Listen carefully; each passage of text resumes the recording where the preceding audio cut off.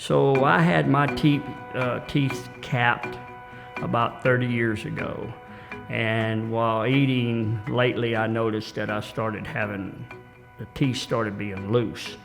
So which time I told my wife I had to start looking for a dentist because my teeth were gonna fall out. Michael first came in when he discovered that he had a loose front tooth. He had bitten down on something and his front tooth was extremely loose and it was painful. During the examination process, after we did the CT scan, we actually discovered that a lot of his top teeth were very badly diseased.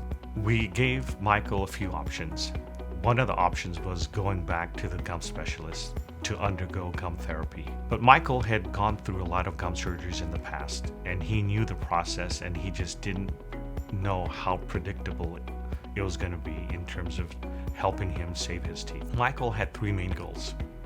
His first goal was to be able to smile confidently without having to cover up his smile.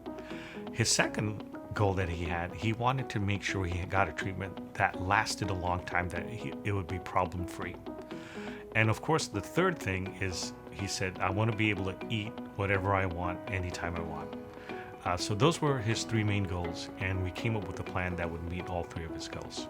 Dr. Doss realized that I'm not a per se dentist person, and so he really kept me at ease with how the procedure was going to be done, what could he do to make my situation better and keep me at ease, and just went out of his way, him and his staff, from A to Z, from start to finish, on what they were going to do, how they were going to do it, and was there anything that I needed or requested to make my experience the best it could be in that situation.